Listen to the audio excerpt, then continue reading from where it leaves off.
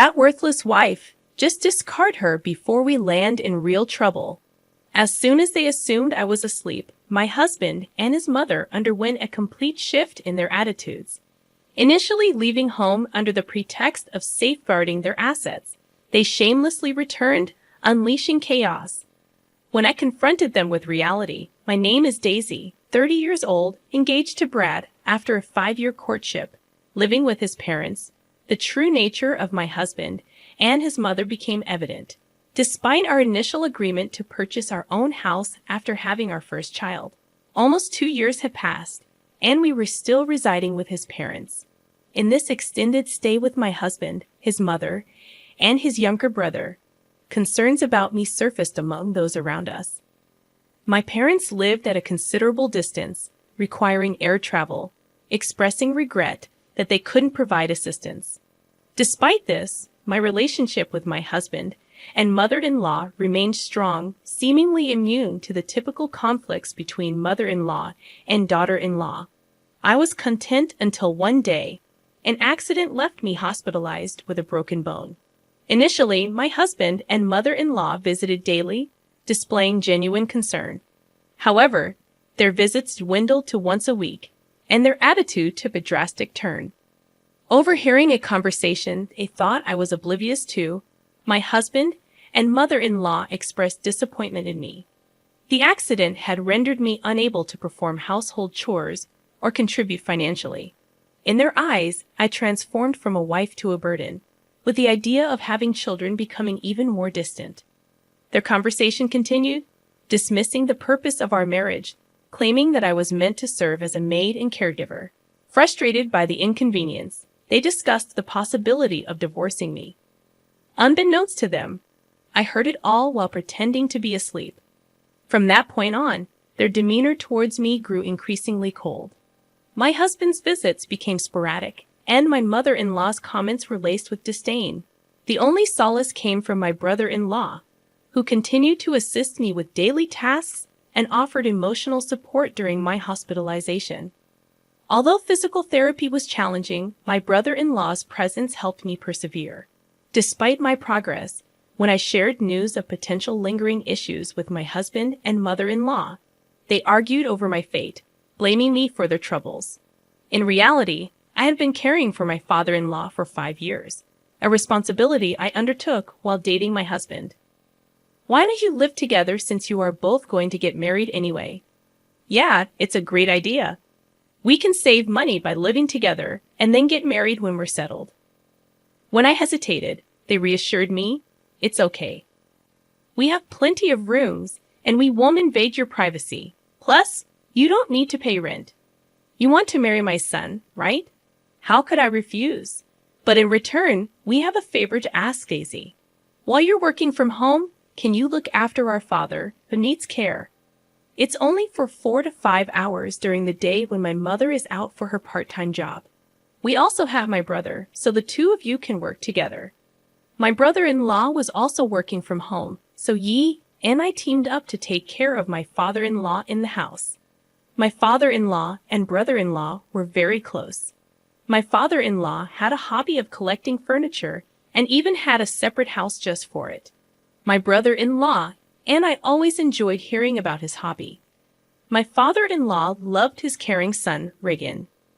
Eventually, my father-in-law's health began to decline, and after years of care, he passed away.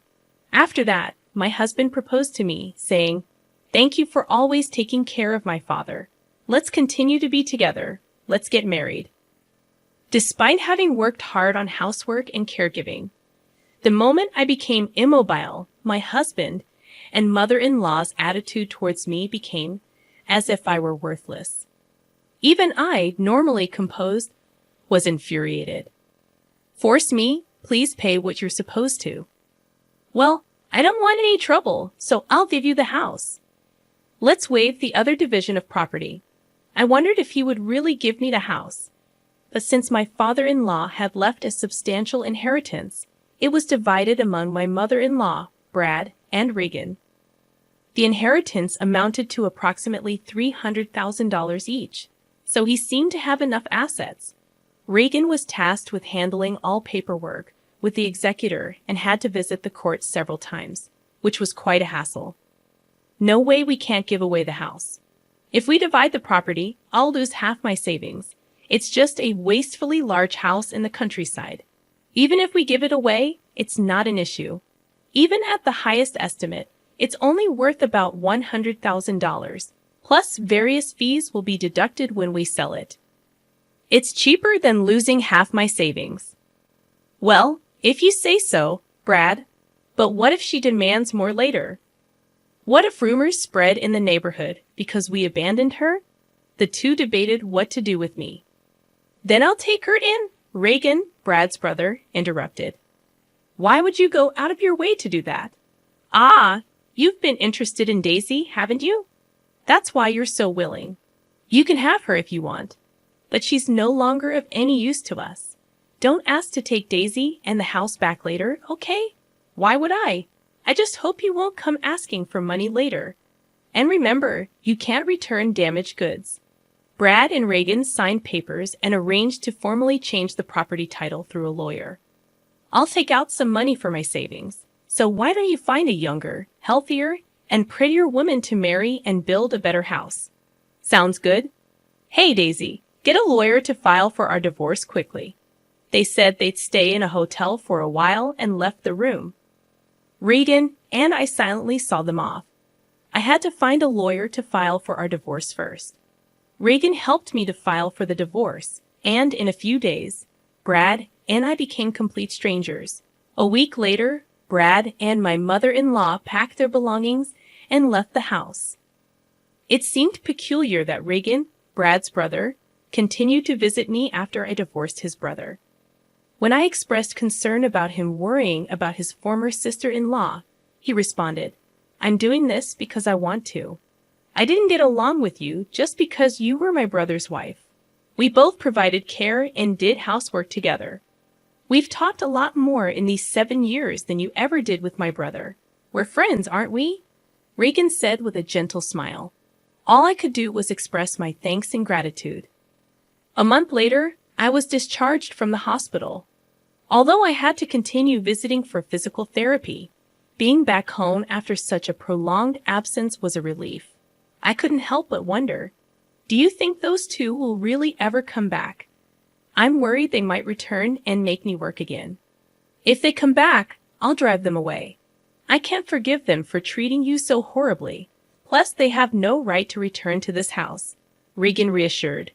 Despite still being unable to move as before, Reagan took care of most household chores.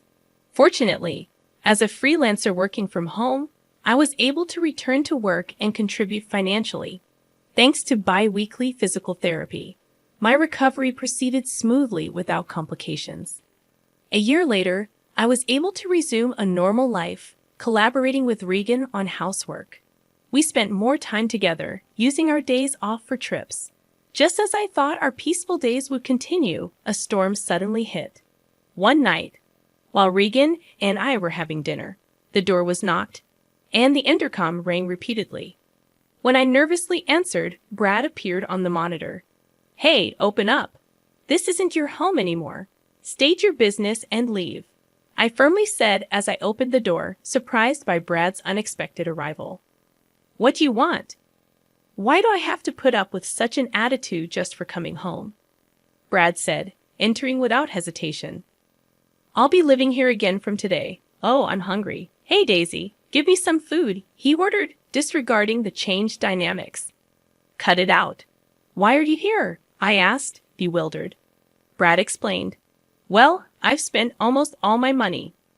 My mom will be here soon too, so leave the door unlocked. Remaining silent, I heard him say, Oh, you're all healed up, huh? That's great. Let's get back together. You must have had a hard time without me, as he persisted in his mistaken belief. He approached me with a disgusting familiarity, and the sheer audacity of his actions made me feel sick. Stop it. I divorced you, and I don't care about you anymore. Don't get cocky. You've been living on my money all this time, and you can't do anything but housework. Just shut up and do as I say, Brad shouted at me. Just then, the door opened, and his mother arrived, criticizing the unlocked door as careless. What's going on? She's been getting cheeky, so I was giving her a bit of education. She's grown thick-skinned in the year we've been away, Brad explained. Once again, Brad and his mother began to make themselves at home, acting as if it were the most natural thing in the world. I had had enough. This isn't your home. I'm calling the police. Oh yeah, about that. This house was originally in your father's name, right?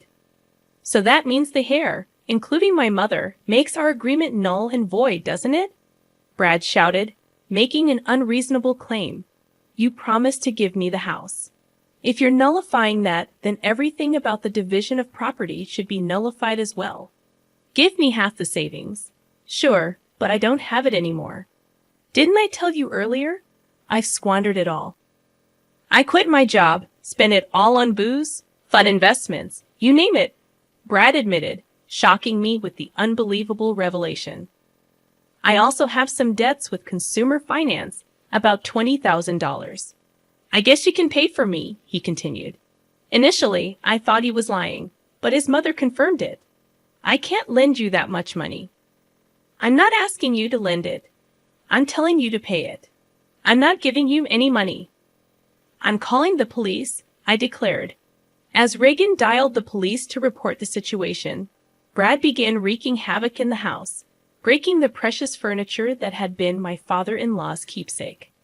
His mother joined in, destroying the furniture and laughing as she did so, something so terrible that it tarnished the memory of my father.